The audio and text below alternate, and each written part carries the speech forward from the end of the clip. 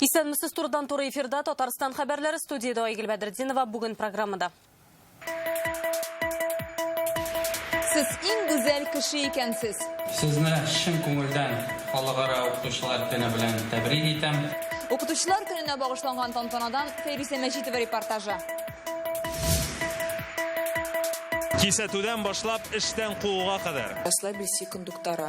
Татарстанда битлексез йөрүчеләр белән ничек көрәшәләр? Айзат Шаймарданов күзәтте.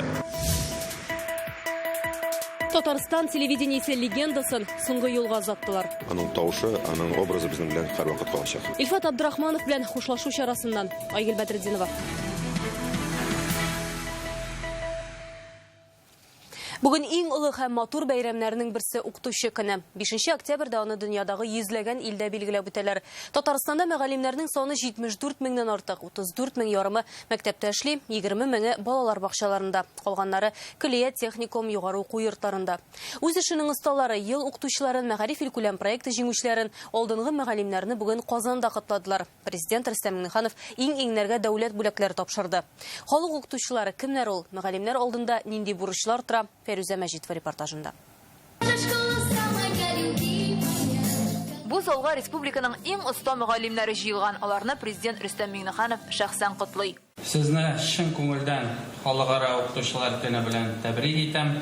Һәммәгезгә дә исәнлек, саулык, уңышлар телим. Татарстанда соңгы 10 елда 62 яңа мәктәп төзелгән, 239 балалар бакчасы, 1300 мәгариф үзәге төзекләндерелгән. Бердәм дәүләт имтиханнары нәтиҗәсе буенча безнең укучылар Россиядәге уртача балдан югарырак бал җыя. Олимпиада җиңүчеләре саны буенча Татарстан Мәскәү белән Санкт-Петербургтан гына калыша. Монда әлбәттә укытучыларның өлеше зур. Алар бүген дәүләт бүләкләре алды.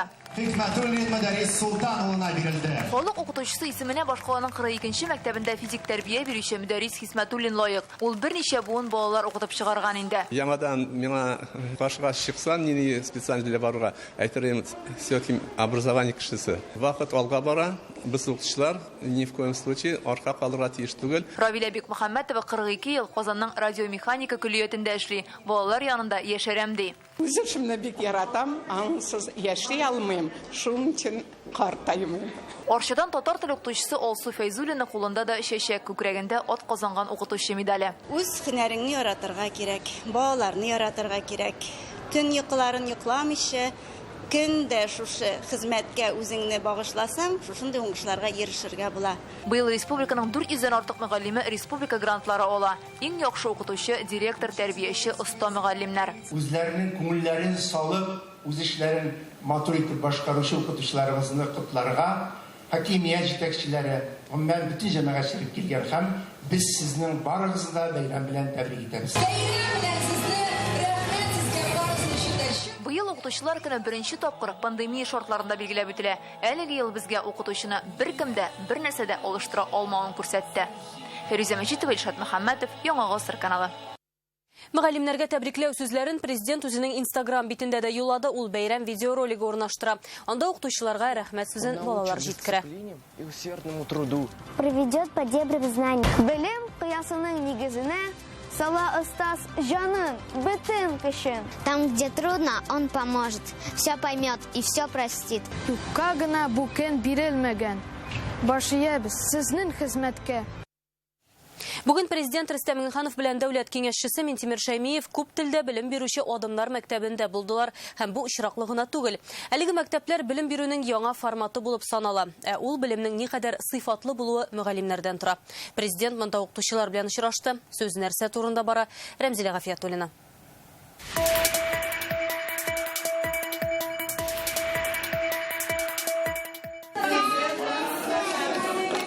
Алар туган телдә сәламләп каршы алды. Монда укучылар татарчаны да, русчаны да, инглизчәне дә әйбәт белә. Әйе.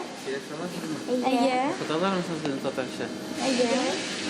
Однаga бишәр сәгать программа сатармия. When I came to this school, I didn't even imagine. Әнә шулай кайсы телдән дәрсәң дә җавапсыз калмыйлар. Якты нурлар сибеп балкып торсын, илебезнең матур Монда бүген 2000 ярым тирәсе бала белем ала. Районнардан һәм башка шәһәрләрдән килүчеләр дә бар. Алар өчен интернат эшли. Ашханә дә, рестораннан ким түгел. Үзегез әзерләйсезме әллә нидән? Барсында.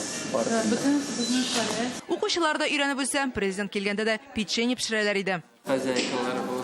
Немде sizge öyle kursatayım eli bağlar. Игрәк тәртип итәсезләр. После типовой проекта там сәнә бер басын бичүрендә урамдагы бар. Казандагы белем бирү комплексы берничә бинадан тора. Бондаренко урамдагысы күп телле булса, Бичурин урамындагысы билингваль дип атала. Гадәти мәктәпләрнең аермалы буларак монда сыйныф бүлмәләре дә пыяладан, диварлар үтә күрмәле булгач, укучыларның игътибары читкә юнәлмәсме дип борчылган булганнар. Тәҗрибә күрсәткәнчә, укучылар моңа игътибар да итми. Коллектив белән очрашуда Рөстәм Миннеханов бу мәктәпне оҗмах дип атады. Нравится с первой секунды, нравится. Вот, поэтому я... Это Шеневский раздак. Ой, Медюр Шамирипович, ура, ура. Протокол подписался от президента. Рөстәм Миннеханов белдергәнчә, мондый белем учаклары ил күләмендә дә санаулы гына. Университетларда да мондый шартлар юк. Мондый шартларда эшлисе дә эшлисе генә килә ди укытучылар. Алар республиканың төрле мәктәпләреннән монда бер команда итеп туплана. Күбесе мәгариф өлкәсендә 20 еллар хезмәт куя. 50 yıl була минем. Венера Азеева озак еллар директор урынбасары булып эшли. Әле дә инглиз теле укыта. Укучылар белән эшләү, әтиәниләр белән эшләү бик авыр бүгенге көннәрдә. Ләкин укытучы булып кала. Марат Муллагалиев та укытучылар династиясеннән, хәзер үзе инглиз телендә математика, информатика укыта. Безнең арада шаяру да бар, әмма шул вакыттан диләр, шул сызыкны саклап калу дигән бар бездә. Рөстәм Миннеханов исә очрашуда үзенең мәктәп елларын искә төшерде. Ул заманнарда әле уку йортлары мич ягып җылытылса, хәзер әнә балалар пыяла лифтларда гына җилдерә. Әмма шартлардан да бигрәк белем бирүдә укытучының роле зур. 90% это учитель знаний, а 10-15% это вот обстановка. Зыялы буын шушында тәрбияләнәчәк дигән өмет бар. Монда укыту Россиянең белем бирү стандартларына туры китереп алып барыла. Ул мәгариф ил күләм проекты бурычларына җавап бирә, чөнки 3 телдә белем бирү замана таләбе. Бу зур һәм җаваплы эш ди президент. Бөтен кеше дә укытучы була алмый. Есть вот две профессии, где бы я не смог 100% работать. Это вот быть врачом и быть учителем. Аның сүзләрен Минтимер Шәймиев та хуплады. Слово учитель писать с большой буквы во все времена. Как исключение. Киләчәк шушыдый мәктәпләрдә. Республикада аларның санын 2024 елга 6-га җиткерү нияты бар. Яршаллы, Түбәнкама, Алабуга һәм Әлмәт шәһәрләрендә. Рәмзилә Гафиятуллина, Алмаз Зыятдинов, Яңа Гасыр каналы. Татарстан министрлар кабинетының яңа составы формулашы біту алдында Рөстәм Миннеханов тагын 2 яңа министрны билгеләү турындагы указга кул куйды. Моңарчы аларга кем киләчәге билгесез иде. Димәк, бүгеннән транспорт һәм юл хуҗалыгы министры вазифасында Фәрит Мөхәнифов эшләячәк. Моңа кадәр ул төзелеш министры иде. Исегезгә төшерәбез, транспорт министрының кәнәфие Ленар Сафин Федерация советына киткәч бушап калды. Төзелеш, архитектура һәм торак коммуналь хуҗалык министры итеп Марат Айзатуллин билгеләнде. Моңарчы ул республиканың баш инвестиция төзелеш идарәсе җитәкчесе булып эшләде. Роспотребнадзор Татарстанда коронавирусның иң күп тарала торган 3 урынын атады. Бу 3 урыны җәмәгать транспорты һәм кибет кафелар. Нәкъ җәмәгать урыннарында күбесенчә таләпләр үтәлми икән. Бер ай эчендә Казанда гына битлек кимәгән өчен 109 кондукторга кисәтү ясалган, 49 премиядән кылак каккан. Битлексезләргә каршы көрәш турында Айзат Шаймарданов.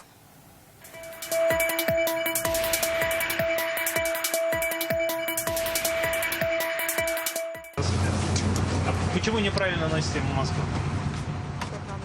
Автобус кондуктора битлеген без кисәтү ясаганнан соң гына дөрес итеп киде. Икенче автобусга керәбез, ярты халык битлексез, кондуктор кисәтү ясамый. Без маски ходите? Телефонно просто разговариваем. У вас несколько пассажиров без маски сидели? Да, заходят. Вы как контролируете? Я им говорю, маску одевайте. Сентябрь айында Казанда гына да 5000-дән артык җәмәгать транспортын тикшергәннәр. Шунда 3000 кешенең битлексез йөрүе ачыкланган. Было выявлено 158 кондукторның битлек кимичә эшләвен ачыкладык. 9%-на кисәтү ясадык. 49 кондуктор премиядан мәхрүм ителде. Моннан тыш таләпләрне үтәмәгән 2-нче һәм 4-нче пассажир йөртүче транспорт предприятиеләре җитәкчеләре дә Казан хакимиятеннән кисәтү алган. Хәзер коронавирусның иң көчле тарала торган 3 урыны билгеләнде. Бу җәмәгать транспорты, кибет кафелар һәм эш урыны. По каждому случаю Һәр очрак буенча без эш урынында эпидемиологик тикшерү үткәрәбез. Оешма җитәкчесендә ковидка каршы чаралар күрү унытылды. Оешмаларның 3-2-сендә термометрия кулланылмый. Димәк, коллективка авыру кеше килә ала дигән сүз. Ашыгыч ярдәм хезмәтенә мөрәҗәгать итүчеләр арткан. Бу көзге чорда ОРВИ таралуы белән бәйле.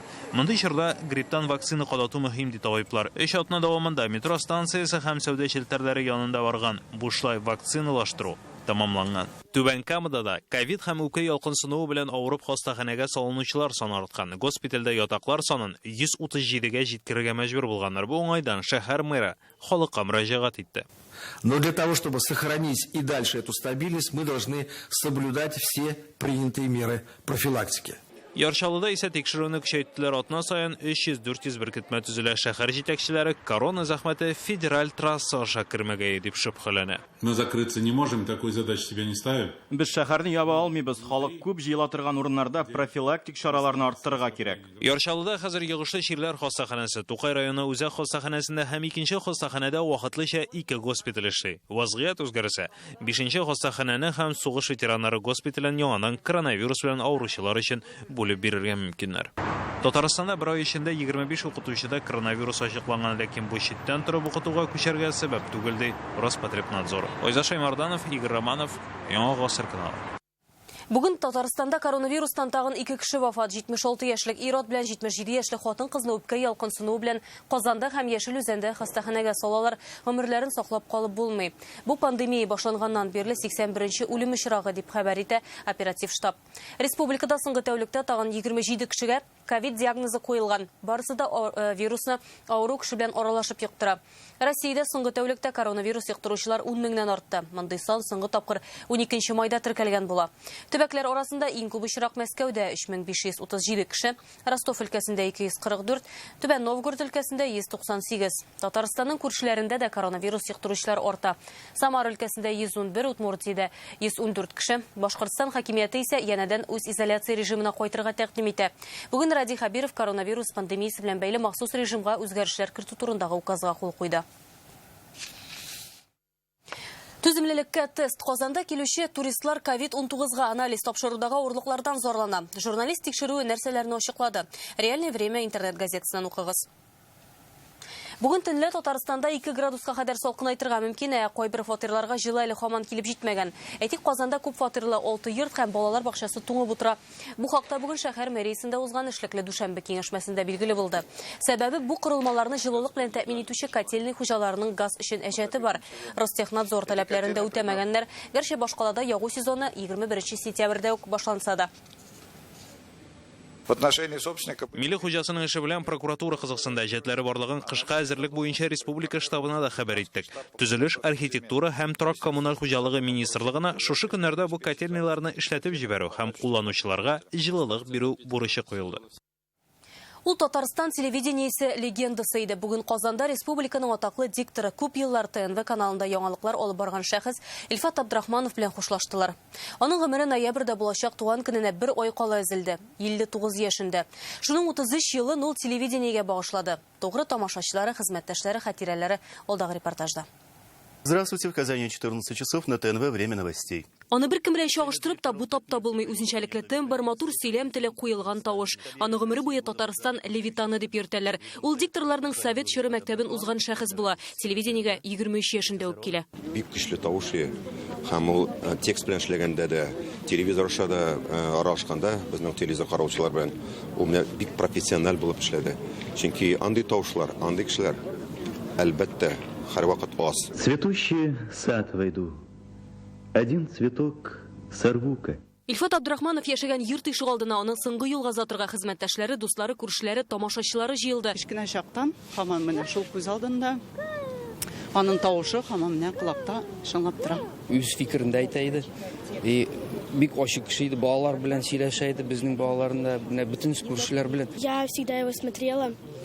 И мне он очень нравился как ведущий, у него очень хорошая была речь. Кечкенәдән диктор булырга хыялланган, театр училищесын тәмамлаган, филармониядә эшләгән. Илфат Абдрахманов телевидениегә очраклы рәвештә түгел, бала чактан куйган максатына ирешеп, инде югары әзерлекле профессионал булып килә һәм тиз арада үзенә тиңнәр булмаганын күрсәтә. Шундый классик алып баручы экрандан инде булса, ничек зәвыклы иттереп үзен тотса, һәрбер сүзен белеп, матур иттереп сөйләсә, тормышта да шундый иде ул мәрхүм. Казан сөйли, говорит и показывает Казань. Кремльдәге тантаналардан башлап спорт уеннарына кадәр Ифат Абдрахмановның алтын тавышы республика һәм федераль дәрәҗәдәге чараларда даими яңгырады. О, спорт – это мощь, это сила и дружба. Шул ук вакытта югары дәрәҗәдәге осталыгы аны бер кайчанда тәкәббер итмәде. Кешеләргә җылы мөнәсәбәте, тамашачыларга булган ихтирамын бүген хезмәттәшләре искә алды. Бер кайчанда бәхәсләшмидер ул.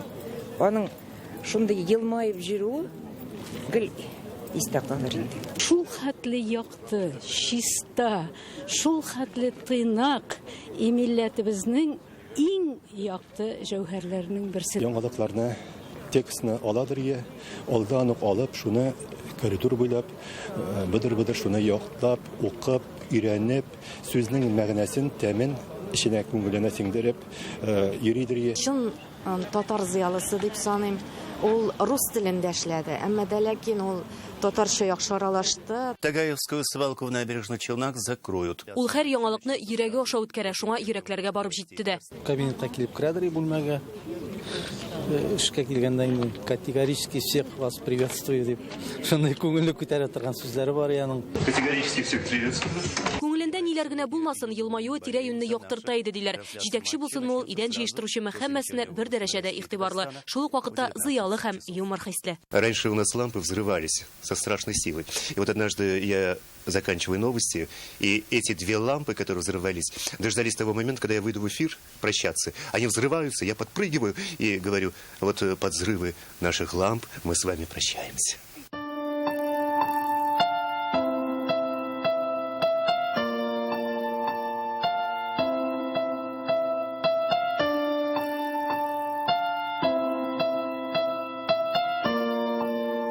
Соңгы юлга да аны кул чабып озаттылар.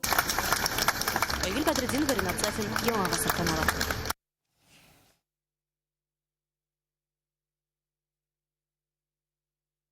Хәзер башка темаларга. Сугышта ятып калган авылдашлары истәлеген мәңгеләштерү өчен алар акча җыеп һәйкәл куя. Җиңүнең 75 елы уңаеннан Теләче районы Урта Мишәдә яшәүчеләр үзара салым акчасын шушы изге эшкә тота.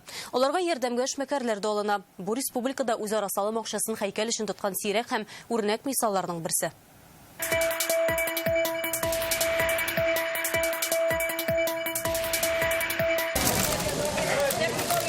Госман Хазаншинның Бөек Ватан сугышында әтисенең энесе Шәрифулла абыйсы һәлак булган. Әлеге ир озак еллар каһарман туганның исеме мәңгеләштерелмәүгә борчылып яшәгән. Хәзер исә ул авыл үзәгендәге стеллага уелган дип юана. Моны эшләп өчен бернинди акча жал түгел. Кеше ачык йөз белән иркенләп бирде. Зур истәлек бит.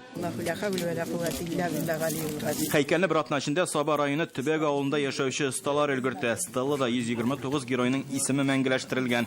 Аларның 88-е яу кырында ятып калучылар. Илмира Хафизаның бабасы Галимулла илгә җиңү белән исән-сау кайтучылар рәтендә, әмма абыйсы Зиннатулла хәбәрсез югала. Мәңгеләштерү бит безнең матур тормышыбызны яклаган, саклаган кешеләр ул. Менә бабайлар, абыйларыбыз. Урта Миша авылында әлеге һәйкәлгә дип үзара салым акчасын һәр кешедән 2000 сумнан җыйганнар. Моңа беркем дә каршы төшми. 1 сумга 4 сум исәбеннән хөкүмәт тә өстәп бирә. Халык белән җыйнаулашып, шушы һәйкәл салуны, яңадан үзебезнең зиратыбызны 600 метр әйләндереп аласылары, пожарны инде куркынычлы гидрантлар кую өчен каралды инде. Шушы авылда туып үскән эшмәкәр Ринат Мифтахов изге эш өчен 50 000 сум акча тапшырган. Мифтах, Вәлишин Мифтах, бабай катнашты сугышта. 43 елны Смоленский сугышында һәлак булды. Аның 6 баласы калган иде. Урыны дагын уйлыйбыз, менә шушы мәчет кырыенда салынган, монда кергән, килгән кешеләрнең дуалары, шушы кырларда ятып калган каһарманнарыбызның истәлегенә, аның дуа, аларның рухларына дуа булып ирешер дип, шушындай ышанычта калабыз. Күмәк көч белән торгызылган һәйкәл Урта Миша авылы халкының бердәм булуын һәм каһарман якташлары истәлеген кадерләп яшәүләрен күрсәтеп тора. Бәйрәм тәмамланганнан соң да халык һич кенә дә өйләренә кайтырга ашыкмый. Җырлыйлар, бийләр, күңел ачалар, кыймактан авыз итәләр. Егетләр, җырлыйбызмы? Җырлыйбыз! Һаваларда ұша ике ақыш. Әләші районынан Руслан Құсындинов, Рәмзил Гарипов, Яңа Ғасыр каналы. Әліге шындай оңанықлар еді, мен сізімнен сау болашам, исәні мен бұлығыз.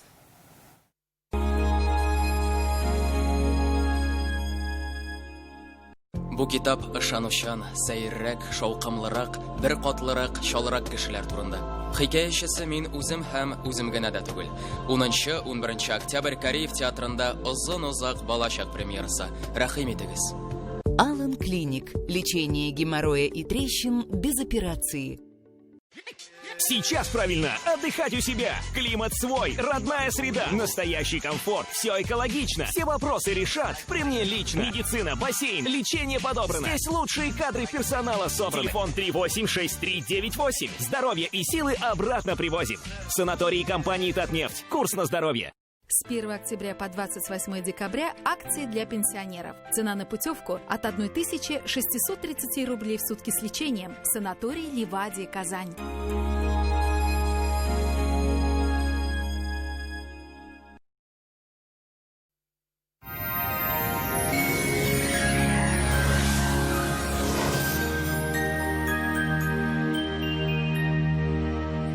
Исәнмесез, Буазнада һава торышы белән сезне мин иркә таныштырам. Сүзне ганәчнең мәгълүматыннан башлыйбыз. Данил Майстер белән берлектә барлык нечкәлекләрне исәпкә алып, җиренә җиткереп эшләнгән уникаль аш бүлмәсе ясагыз. Кухняның 3D проекты китереп бирү һәм урнаштыру бүләккә. Казан шәһәре Восстание урамы 23-нче йорт. Телефон номеры 260-766. Данил Майстерга һәр клиент кадерле. Яндекс погода мәгълүматы буенча көньяк көнчыгышта Бөгелмә Баулазына кайда болытлы 11 градус җылы. Төньяк көнчыгышта Түбән Кама Яршалы Алабугада сүрән көн урыны белән яңгыр 12 градус. Төньякта Актаныш Шәгырҗи Менделеевскида явым-төшемнәр 11 градус җылы. Төньяк көнбатышта Арча Кукмара Балтачта болытлы җылылык 13 градус. Көньяк көнбатышта Болгар Бай Чүпрәледә явым-төшемнәр көтелми 15 градус. Чистая Нурлатомады Ширмешәндә болытлы 13 градуска кадәр җылы була. Доктор Осиз Рәшилдәрнең медицина үзәге сезгә операциясез һәм авыртусыз умыртка баганасы һәм буыннар белән булган проблеманы хәл итүдә ярдәм итә. 12 ел дәвамында Россиянең 10 шәһәрендә клиника табиблары ярдәмендә 39 меңгә якын кеше операция ясамыйча ярдәм ителгән. Артрит, артроз, бүсер, операция. Тукта! Соңгы чиккә бармагыз. Умыртка баганасы һәм буыннар авыртуы вакытында доктор Остка ашыгыгыз. Иң куркыныч терәк хәрәкәт аппараты авыруларын биредә операциясыз һәм протезларсыз дәвалыйлар. Өр-яңа җиһазлар һәм дәвалау схемалары. Доктор Ост 12 ел эчендә 39 меңнән күбрәк операция ясау карары гамәлдән чыгарылды. Что, накипело? Да нет. Забудьте о накипи. Гейзер Макс работает в 6 раз дольше обычных фильтров. Гейзер Макс фильтры каты суны чистарта торган гадәти фильтрларга караганда юшкыннан 6 тапкыр озаграк саклый. Чистартылган суда табигый минераллар һәм файдалы микроэлементлар кальций, магний, калий саклана. Мәркәзебез Казанда аязучан болытлы һава көндез 13-15 градус җылы, җил төньяктан уртача тизлектә.